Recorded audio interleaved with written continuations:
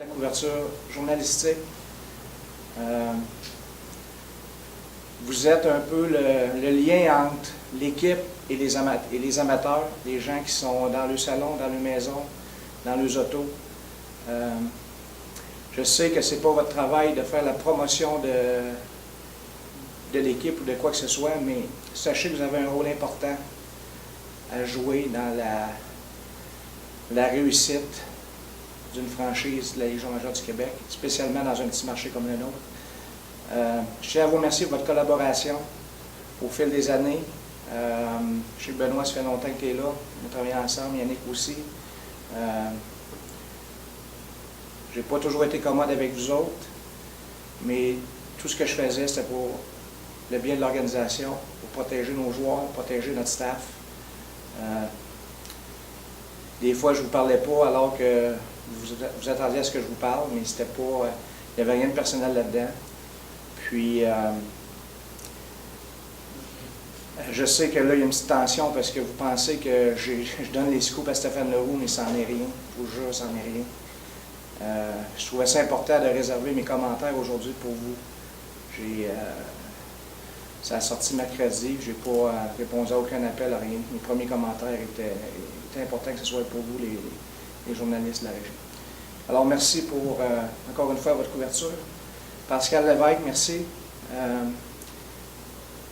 Merci aussi par la bande à M. Dion. Je me souviens, quand avec Jean-Éric, on parlait du projet de la radio il y a 5 ans, on a poussé fort, puis aujourd'hui, on ne s'en passerait plus des matchs à radio. Puis on a un partenaire extraordinaire avec Kick FM, très généreux. Kick FM est un partenaire extraordinaire pour les tirs de Victoriaville. Puis avec toi, Pascal, qui est maintenant un employé de Kick FM, je pense qu'on fait un bon travail, puis continue ton bon travail, c'est important. Quand je disais que c'est important de faire la promotion de l'équipe, les moyens de communication, tu as un rôle important à jouer là-dedans. Là, je regarde Yves Bonneau, mon vieux Yves, merci. On a eu des tempêtes aussi, on a passé au travers. Je te souhaite la meilleure des chances.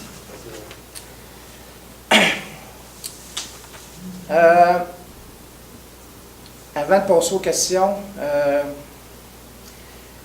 comme je vous disais au début, cette semaine, ça a été un paquet de souvenirs, un paquet d'émotions. On veut tout le temps faire un bilan, on veut tout le temps essayer de voir où est-ce qu'on a laissé notre trace, notre héritage. Moi, il y a des choses que je suis fier. Je suis fier d'avoir travaillé à l'intérieur d'une philosophie d'équipe qu'on avait établie à mon arrivée avec Eric. On avait établi des points importants comme la compétitivité à chaque année. Puis, je pense que quand je regarde le résultat, on va s'entendre, en séries éliminatoires, on n'a pas été bon. On est d'accord là-dessus. Sauf que quand on regarde notre feuille de route au fil des 8 dernières années, au niveau de la saison régulière, on se maintient dans le premier tiers de la Ligue. Ça, c'est quelque chose qui me rend très fier, d'être compétitif à chaque année. Tout le monde sait que le junior, c'est des cycles. Nous, on a changé un petit peu la façon de travailler. On a travaillé sur des courts cycles de 2 ans. Puis on a peut-être influencé, là, il y a beaucoup d'autres organisations maintenant qui essayent de copier notre manière de faire, là, notre manière de bâtir nos équipes, nos manières de faire nos échanges. Je pense qu'il y a de plus en plus d'organisations, comme je me répète, qui tendent vers ça parce que ça coûte tellement cher faire du hockey junior maintenant qu'il faut que tu sois prudent pour ne pas vider ton aréna. Puis tout le monde sait que des séries de défaites et des équipes qui croupissent dans le fond des classements, ça vide les arénas. Alors, je pense que c'est une nouvelle tendance qu'on voit dans les joueurs du Québec et dans les Canadiens. Essayer d'être compétitif tous les années. Je suis fier d'avoir réussi à attirer des Européens de qualité. Je me rappelle à mon embauche, c'était un des dossiers chauds qu'Éric m'avait parlé. Éric tenait absolument à ce qu'on puisse attirer des joueurs européens.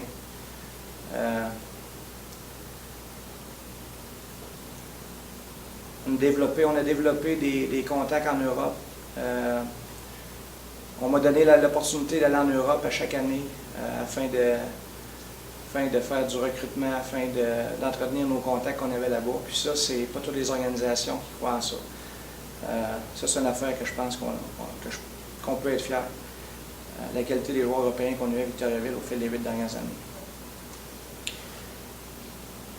Je suis fier aussi d'avoir réussi à contribuer au développement d'hommes de hockey. Je vous disais tantôt au début que pour moi, le recrutement, c'est quelque chose d'important. Puis aujourd'hui, de voir Jacques Carrière qui a commencé avec moi à Chicoutimi à l'époque, puis que j'ai amené, quand j'ai transféré sa Victo, c'est envenu, puis par la suite est tombé dépisteur-chef à Val-d'Or, et maintenant au Cap-Breton. C'est lui qui est en quelque sorte responsable d'une partie de la responsabilité des succès des Foreurs de Val-d'Or cette année. C'est des joueurs qui avaient repêché. Donc Jacques Carrière, qui est parti d'un poste de recruteur à dépisteur-chef. Gilles Tremblay aussi, qui a fait ses débuts avec nous alors qu'il provenait du hockey mineur. Il n'avait pas d'expérience junior. Aujourd'hui, il est en charge du département de recrutement à l'île du Prince-Édouard. Il fait un bon travail. Et Kevin Cloutier, qui était avec moi depuis le début aussi, qui est maintenant rendu assistant gérant à Rimouski. Ça, c'est des choses c'est des intangibles, c'est des choses que le monde ne remarque pas et c'est bien correct, puisque ça ne fait pas partie du show. Mais pour moi, c'est quelque chose que, quand je regarde ça, c'est quelque chose qui me fait, c'est quelque chose qui me rend fier. On est là pour développer des joueurs, on est là pour développer des coachs, on est là aussi, si on peut donner la chance de développer des hommes de hockey. C'est quelque chose d'important. J'ai parlé de la radio tantôt, je l'avais mis dans mes points des affaires que je suis content qu'on a amené à Victo, parce que je me rappelle avoir travaillé fort avec Jean sur ce dossier-là, la radio. Aujourd'hui, on ne voudrait pas s'en passer. Je suis bien fier aussi d'avoir travaillé à amener, on était un petit peu le promoteur ou l'instigateur, appelons ça comme on veut, mais le championnat mondial des moins de 17 ans. Ça faisait 20 ans que c'était parti du Québec, d'avoir réussi à amener ça en 2013 dans notre communauté. C'est quelque chose qui me rend bien fier aussi.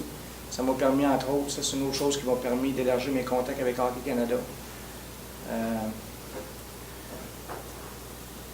Dans le départ, dans ma démission de mon poste avec les Tigres, ça m'amène aussi à démissionner du comité. J'étais sur le comité d'évaluation de Hockey Canada pour les invitations pour les équipes nationales, les moins de 18 ans, moins de 20 ans. J'ai été obligé de remettre ma démission là-dessus aussi. J'ai remis ma démission du comité orientation hockey de la Ligue du Journal du Québec. Ça, c'était quelque chose qui me tenait à cœur parce que c'est dans ce comité-là qu'on donnait les grandes orientations hockey au niveau de la Ligue. J'étais entouré, j'ai travaillé avec des gars fantastiques là-dedans.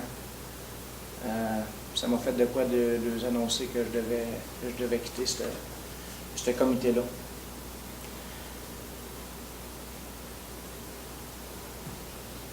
Je vous dirais que, encore une fois, je vous remercie tout le monde d'être là aujourd'hui. On est en plein mois de juillet, des vacances. Je ne serai pas loin. J'ai assuré M. Izzy et Jean Marcotte lundi que s'il y avait besoin de moi, il pourrait faire une certaine transition avec mon successeur. Ça va me faire plaisir de les aider. S'ils n'ont pas besoin de moi, ça va être correct aussi. Je suis convaincu que les bonnes décisions vont se prendre. Puis, je suis convaincu que mon successeur va mettre la main sur une équipe qui est en bonne shape, un département hockey qui est en bonne shape.